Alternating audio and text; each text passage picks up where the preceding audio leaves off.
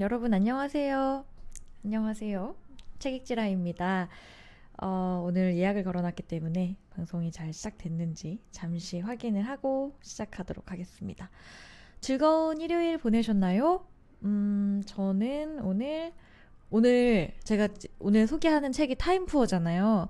이 책이 오늘의 핵심이 워크, 러브, 앤 플레이 예요. 잘 놀으라고 얘기하거든요. 그래서 오늘도 열심히 놀고 왔습니다. 저 영화관 가서 공조 봤어요. 현빈이랑 유해진 나온 거.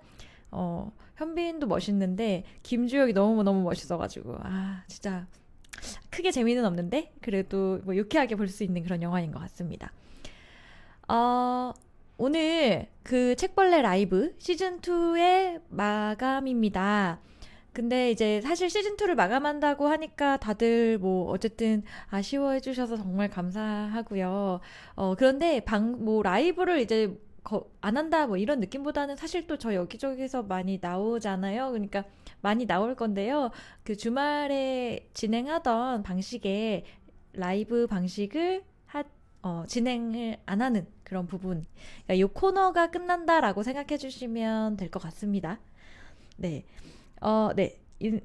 많이 들어오셨으니까, 신일님, 성철님, 네, SJ님, 영훈님, 상수님 들어오고 계십니다. 그래서, 뭐, 그러니까, 뭐, 오늘이 마지막이죠라고 하면은, 아쉬워해 주셔서 감사한데, 제가 앞으로도 더 많이 보일 예정이라, 네, 앞으로 다른 데서나, 혹은 뭐, 책벌레에서나, 뭐, 다른 형태의 컨텐츠로 보이면, 또 나왔어? 안 한다더니 하지 마시고, 네, 좋아요 많이 눌러주세요.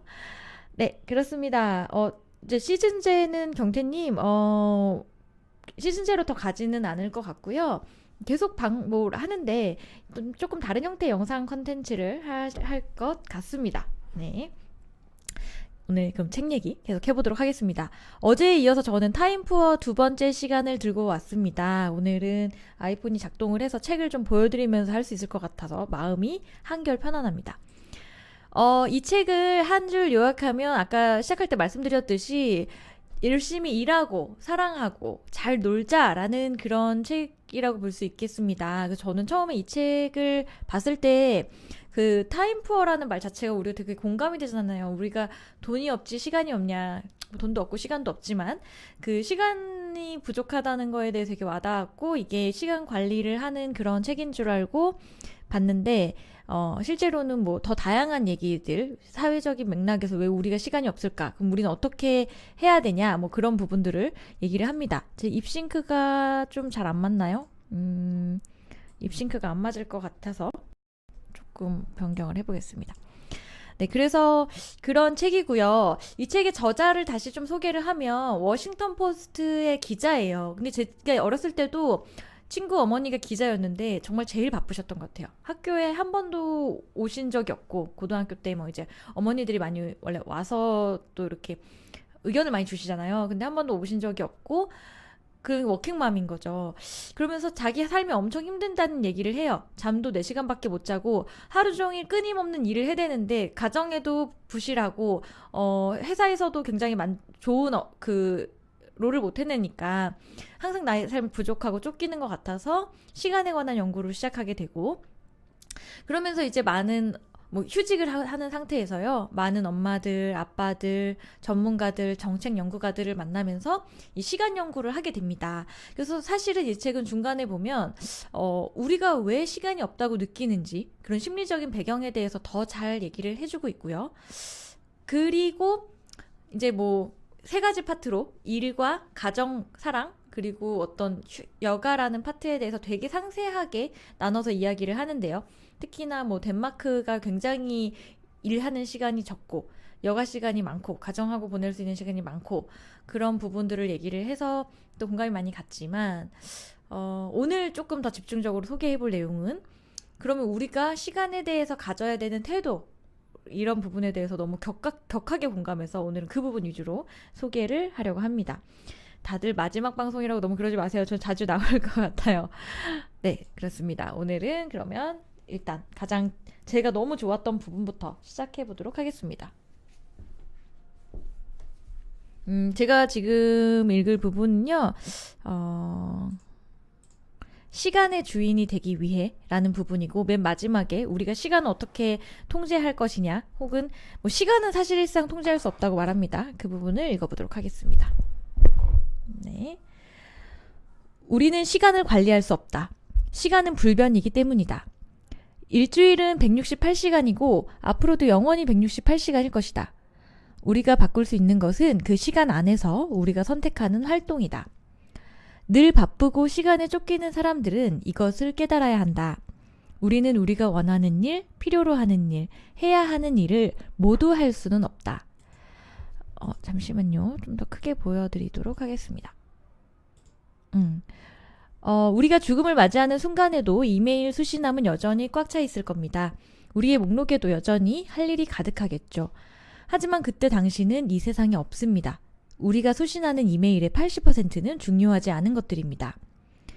당신의 목록에 올라있는 할 일들의 80%는 중요하지 않은 것들입니다. 여러분의 인생에서 자질구레한 일들은 영원히 끝나지 않습니다. 지금 당신에게 중요한 것은 무엇입니까? 지금 당신에게 중요한 것이 2년 후에는 중요하지 않게 될 수도 있다는 점도 같이 생각하세요. 우선순위는 늘 바뀌니까요. 자, 이게 시간관리, 시간 스케줄을 잘 보내는 어떤 그런 클래스에 이 저자가 들어간 거예요. 이제 선생님이 한 얘기고요. 그러면 선생님이 텅 빈 완벽한 일정표를 의심만 하고 있는 우리를 보면서 이제 완벽한 일정표를 만들면서 몇 개만 남기라고 한 거죠. 그러니까 여러분, 이건 어려운 수학 문제가 아니에요. 가장 중요한 일을 하는 것부터 시작하세요 라고 시간표를 채울 거를 얘기를 합니다. 그러나 나는 거기서부터 막혔다. 모든 일이 중요해 보였기 때문이다. 나의 일, 내 가족, 내 친구, 이웃들, 고양이 모래를 갈아주는 일, 신발을 정리하는 일, 이런 일들이 모두 중요해 보여서 중요한 일을 차마 고를 수 없었다고 얘기합니다. 네, 미나님, 저는 어제 오늘까지 해서 이 책이 마지막 책으로 주말에 소개하는 마지막 책이 될 것 같습니다. 자, 물론 아이들이 자라서 학교에 입학하고서 뭐 아침에 출근하는 건 힘들었지만 적어도 감정적으로는 아이들이 어렸을 때보다 수월해졌다. 하지만 내가 가장 많이 기억하는 것은 집과 직장 어느 쪽에도 완전히 마음을 쏟지 못하는 찜찜한 느낌, 그리고 집과 직장 양쪽에서 약간 무능한 사람이 된 느낌이다. 이제 이런 느낌을 계속 가지고 있었다는 거죠. 심리학자들의 설명에 따르면 양가감정이란 말 그대로 두 가지 감정을 가지는 것이다. 애매한 감정은 둘 중 하나를 선택하는 것이나 중립을 지키는 것보다 훨씬 불편하고 신체에도 스트레스를 준다. 자기 자신과 끝없는 싸움을 벌이지만 결과는 평화 협정이 아닌 교착 상태다. 자, 이게 너무 와닿죠. 우리 양가감정이라는 말들이 이렇게 종종 보이는데, 차라리 내가 한쪽으로 마음을 나는 착한 엄마가 되겠어, 혹은 나는 일을 멋있게 하는 엄마가 되겠어 라는 마음 상태면 괴롭지 않은데, 둘 다 하고 싶으니까 양가감정의 상태에 빠진다는 거예요. 그러면서 우리 마음속은 이게 굉장히 내전 상태다라는 거죠. 우리는 바쁨으로 인한 정신적 혼란을 잊기 위해 목록을 만들어 할 일이 많다고 수선을 피운다. 심리치료사 데이비드 하트먼의 주장에 따르면 양가 감정을 가진다는 것은 자신이 원하는 것과 원하지 않는 것 모두의 마음을 쏟는 상태다. 네, 대부분의 엄마들이 이런 상태로 갖게 된다는 거죠. 네, 제이스님 정확하게 짚으셨어요. 저 이 책이 정말 약간 시즌2 중에서도 정말 상위에 있는 그런 책이라고 볼 수 있을 것 같아요. 시간 배분 워크숍에 참가해서 나의 텅 빈 완벽한 일정표를 바라보고 있느라니 내가 쫓기는 삶을 벗어나 효과적인 일정을 계획한다는 것은 불가능하다는 생각이 들었다. 서로 충돌하는 두 가지 이상을 동시에 달성하려 하는 양가 감정을 먼저 해결해야 했다. 라고 얘기합니다. 그러면서 이제 다른 사람들을 인터뷰해봐요. 행복한 사람들을. 그러니까 여기 멜리아라는 여자는 이렇게 말합니다. 나는 갈등을 느끼지 않아요. 내가 스스로 선택한 삶이니까. 그녀는 근무 일정을 자신이 정하고 일주일에 이틀은 집에서 일한다. 물론 이 사람은 비영리재단에 일하기 때문에 좀 굉장히 널널한, 상대적으로 그냥 일반 사기업에 비하면 좀 그렇다는 거예요. 근데 이거 자체가 나의 선택이다. 나는 가정이 더 소중하기 때문에 좀 더 그런 일을 선택했다라고 얘기를 하고요. 자신의 일을 사랑한다는 그녀는 딸을 낳자마자 엄마들의 전쟁과 안개 같은 양가 감정에 시달리다가 워모비조스라는 조직을 만듭니다.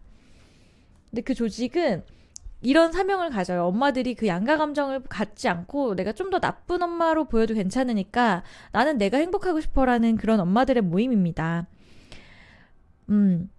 그 시간을 들여서 다음과 같은 일을 하는데요. 호기심을 가진다. 자신에게 중요한 것이 무엇인지 알아낸다. 자신에게 중요한 일을 일정표의 맨 앞에 배치한다. 이런 것들을 한대요. 근데 이게 중요한 게 뭐냐면 시간을 들여서 한다는 게 중요하다는 거죠. 그래서 엄마들끼리 모여가지고 뭐 이런 것들을 하게 되고, 가장 놀라웠던 점은 워모비조스 회원들이 자기 자신에 대해, 자기의 능력에 대해, 자신이 내린 결정에 대해, 자신의 생활 방식에 대해 굉장한 자신감을 지니고 있다는 것이다. 이게 나는 나쁜 엄마야라는 그런 죄책감을 갖지 않는다는 거예요. 나는 남들이 어떻게 생각하느냐는 신경 쓰지 않아요. 그렇게 얘기를 하는데 이제 그게 되게 와닿았어요. 우리가 되게 바쁘다라고 느끼고 쫓기는 삶이라고 생각하는 건 사회에서 요구하는 그 역할에 기대하는 역할에 부응하고 싶어서다라는 얘기를 이 책에서 일관적으로 해왔기 때문에 사실은 그런 양가 감정에 빠지지 않고 하나를 그냥 선택해버리면 좀 더 내 삶이 여유롭고 풍만할 수 있다라는 얘기를 합니다. 이 장 같은 경우는 보시면 정말 다쳤는데요. 좀 읽을게요. 여기가 저는 제일 중요하다고 느꼈거든요. 저 와닿았거든요. 그러면서 이제 저도 이 저자가 심리 상담을 받으러 가서 나중에 정말 시간 관리하기 어렵다, 괴롭다. 아까 상수님처럼 너무 바쁘면 잘못 살고 있다라고 얘기했는데 그런 상담을 받으러 간 거예요. 그랬더니 지금 이 순간 당신에게 중요한 게 뭐죠? 라고 묻습니다. 글쎄요, 책을 쓰는 일, 그리고 가족을 위해 시간을 내는 일. 나는 몇 가지를 더 하려 했지만 그 모나간 선생님이 내 말을 가로막습니다. 그녀는 다가오는 주말에 그 두 가지를 위한 시간을 어떻게 만들 계획이냐고 물었다. 나는 내가 항상 영원히 평생 동안 해야 하는 일들을 줄줄이 읽기 시작했다. 일주일 후 상담 시간을 앞두고 나는 죄책감과 패배감에 젖어 있었다. 나 스스로 해야 한다고 정한 일들이 거의 다 그대로 남아있었기 때문이다. 전화 상담 시간이 되자 선생님이 빈정대는 말투로 물었다. 자, 당신의 목록에 있는 일들을 일주일 동안 다 처리할 수 없다는 사실을 알아내는데 얼마나 걸렸나요? 선생님이 얘기하는데요. 비현실적인 기대는 우리가 시간에 쫓기게 만드는 중요한 원인입니다. 그런데 우리는 비현실적인 기대가 채워지지 않으면 기대치를 다시 재고해보는 대신에 자신이 뭔가 잘못하고 있다고 생각하죠. 시간에 쫓기지 않으려면 비현실적인 기대를 갖게 만드는 근본 원인을 알아내야 합니다. 잠깐만요. 제 경우에는 근본 원인이 뭘까요? 그러자 선생님은 단도직입적으로 말했다. 당신은 완벽한 책을 쓰고 싶어 합니다. 그런데 당신은 다른 사람이 쓰는 책은 다 완벽하고 당신 자신은 절대로 완벽한 책을 쓸 수 없다고 생각해요. 당신은 자신에게 끊임없이 이런 말을 들려주고 있어요. 넌 아직 부족해. 그러니까 네가 하는 일은 뭐든지 부족할 거야. 사람에게는 누구나 부족한 면이 있어요. 하지만 부족함은 날씨 같은 겁니다. 날씨 때문에 하려던 일을 중단할 수도 있지만 그냥 날씨를 의식하면서 일을 계속할 수도 있잖아요? 라고 얘기합니다. 네. 그래서 부족함이 있지만 그래도 내 일을 계속 살아갈 수 있다. 나는 마음속의 폭풍 속에 휩쓸리는 대신 그 바람을 의식하기만 하려고 노력했다. 내가 비현실적인 목표를 달성하기 위해 무의식적으로 얼마나 많은 노력을 기울였는가를 의식하자. 그리고 나의 양가 감정을 의식하자. 그리고 나는 완벽주의자들 뿐만 아니라 사람이면 모두 움츠러들게 만드는 질문들과 의식적으로 싸우기 시작했다. 얼마나 많이 해야 충분한가? 언제가 돼야 충분해지는가? 충분한지 아닌지를 어떻게 알 수 있나? 이 충분하지 못하다는 감정 때문에 우리가 늘 쫓기는 삶을 살고 있고 괴롭다는 거죠. 네, 지민님 반갑습니다. 우리는 작은 일부터 시작했다. 내 책상을 깨끗이 치우는 것부터. 책상이 깨끗해지면 시각적 혼란이 줄어들어서 당신의 두뇌가 휴식할 수 있어요. 우리는 나의 일상에 시스템과 규칙적인 일과를 도입하기 위해 노력했다. 그러는 동안에도 난 항상 두뇌에 신경 썼는데 시간에 쫓기지 않고 살려면 내 일정표와 사무 공간의 여유와 질서를 더 많이 만드는 것은 물론이고 내 머릿속에도 여유와 질서를 만들어줘야 했다. 내가 나 자신에 대해 회의를 품거나 내가 지금 뭘 하고 있는지 모르겠다는 생각에 집착할 때마다 선생님은 퉁명스럽게 내 말을 잘랐다.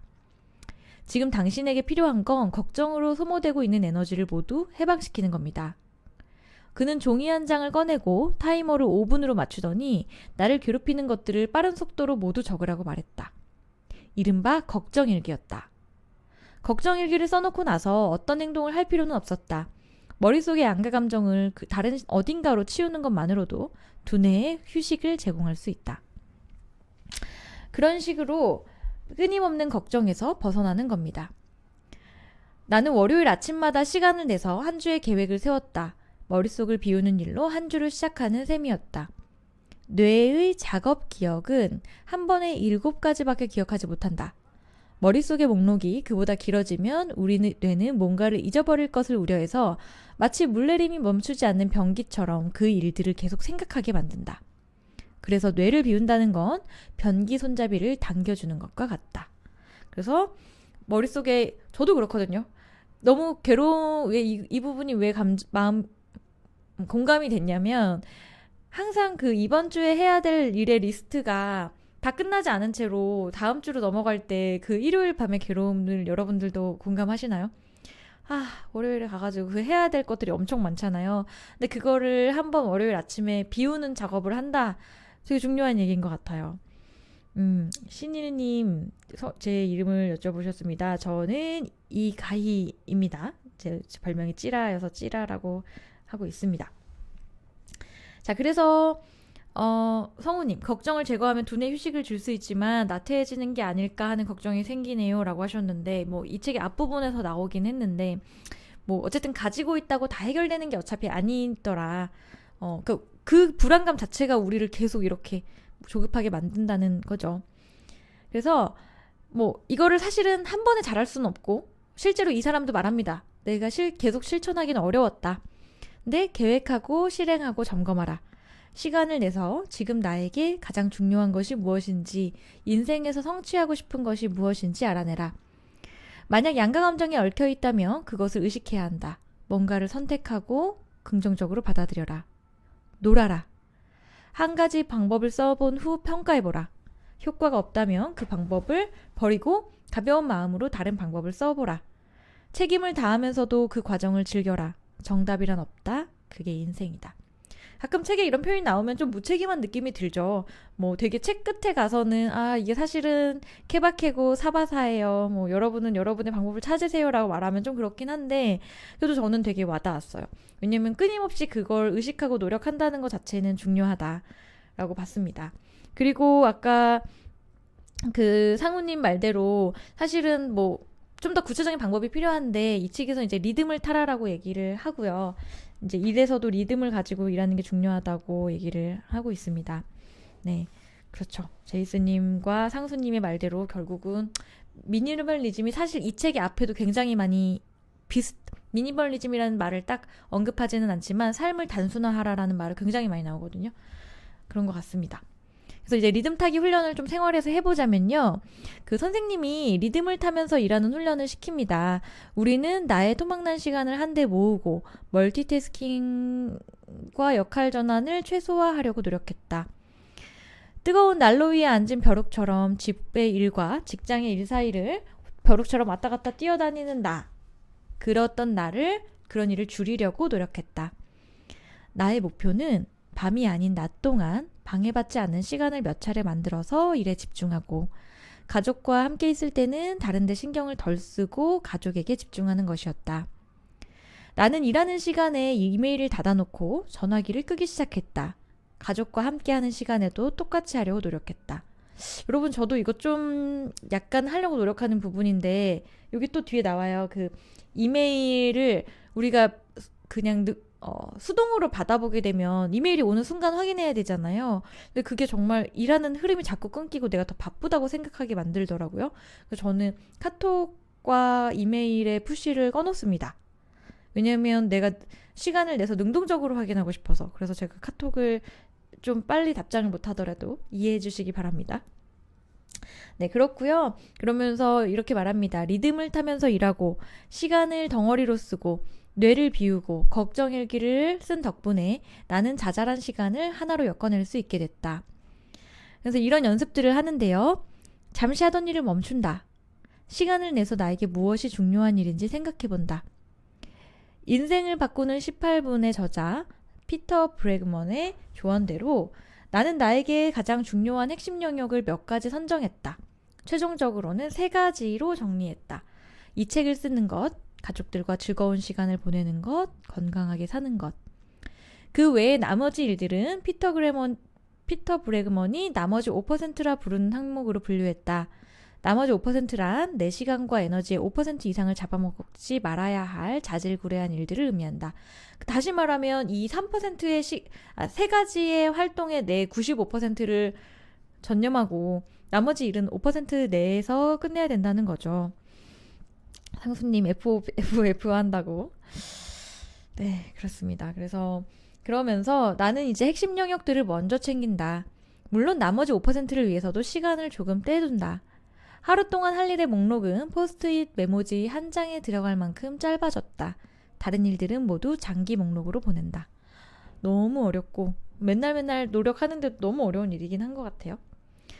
의지력을 배가하고 결정 피로를 줄이기 위해 나는 하루 일과에 어떤 부분들을 아주 규칙적인 의식으로 만들어서 아무것도 결정할 필요가 없도록 했다. 전날 밤에 운동복을 꺼내놓으면 다음날 아침에 운동하러 갈지 말지를 결정할 필요가 없다.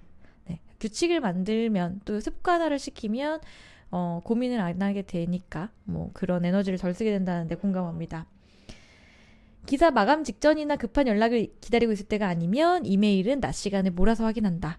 나는 이메일 한결 설정을 바꿔서 수동으로만 다운로드할 수 있도록 했다. 그러나 이메일에 무심해지는 데에는 아직 연습이 더 필요하다. 솔직히 말하면 나는 아직도 이게 마음대로 안 되고 훈련을 하는 중이다. 이 책에 집필하는 동안에는 휴가를 낸 상태였대요. 그래서 나에 대한 통제권이 있었는데 다시 이제 신문사로 가죠. 워싱턴 포스트의 기자니까 그런 거대한 바퀴에 잘못 끼워진 작은 톱니바퀴 같은 생활로 복귀했을 때 나는 걱정을 했다. 물론 이상적인 노동자의 세계에 다시 갇혀서 나는 장시간 근무도 하고 야근도 했고 지칠 때까지 일하다 어이없는 실수도 했다. 하지만 내가 습득한 지식과 연습한 기술들은 사라진 것은 아니었다. 나에게는 여전히 핵심 영역들이 있다. 나는 리듬을 타면서 일한다. 월요일 아침에는 머릿속을 싹 비우고 생활 속에 끝도 없는 자질구레한 일들에는 내 시간의 5% 이상을 쓰지 않는다. 나는 한 번에 한 가지 일만 한다. 저는 그 밑에 문단이 더 와닿았는데요. 나는 실현 불가능한 이상과 비현실적인 기대치에 얽매이지 않으려 한다. 대신 나의 감정, 나의 행복, 나의 일이 세상에 기여하고 있는가, 내가 우리 아이들과 남편, 가족, 친구들과 마음을 나누고 있는가를 중심에 놓으려고 애쓴다. 나는 따로 시간을 내서 왜라는 질문을 던진다. 나는 변화하려고 노력한다. 이제 나는 다른 누구도 아닌 나의 삶을 살고 싶다. 라고 정리를 하고 있습니다. 그래서 이 장의 제목이 시간의 주인이 되기 위해였는데 이 책의 부분 중에서 저는 가장 좋았던 부분이었어요. 네, 해외에서 보고 계시는 분들이 많네요. 그래서 사실은 아까 제가 또 오늘 이거 태그 많이 한 거, 이거 표시 많이 하면서 읽은 거 얘기해 주신 분들이 있었는데 좀 잘 안 보이네요. 그만큼 좋았던 부분이 많았는데 이렇게 생각했어요. 또 욕심내지 말고 차라리 오늘의 방송에서는 이 시간의 주인이 되기 위해라는 파트만 잘 설명하자. 왜냐면 저도 되게 격하게 공감했기 때문에. 근데 만약에 이 책이 이 장만으로 구성되어 있었으면 이 책은 사실 좋지는 않았을 거예요. 근데 이 책은 일단 사회 구조적인 측면에서 어제 제가 많이 읽어드린 대로 사실은 제가 이 책을 읽고 되게 그런 생각이 들었어요.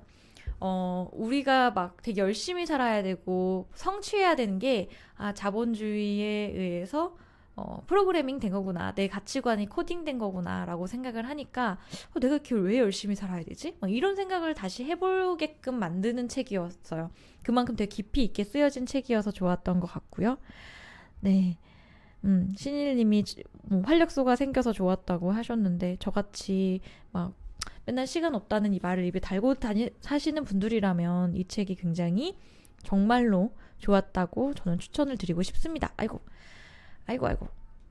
네. 요렇게 하려고 했던 게 아닌데 원래는 이제 제 평점을 보여드리고 싶었는데 제 평점은 이 책에 5점을 주고 싶습니다. 그만큼 뭐 사실 제가 시즌2에서 소개했던 책들은 정말 거의 다 좋았던 책들이었어요.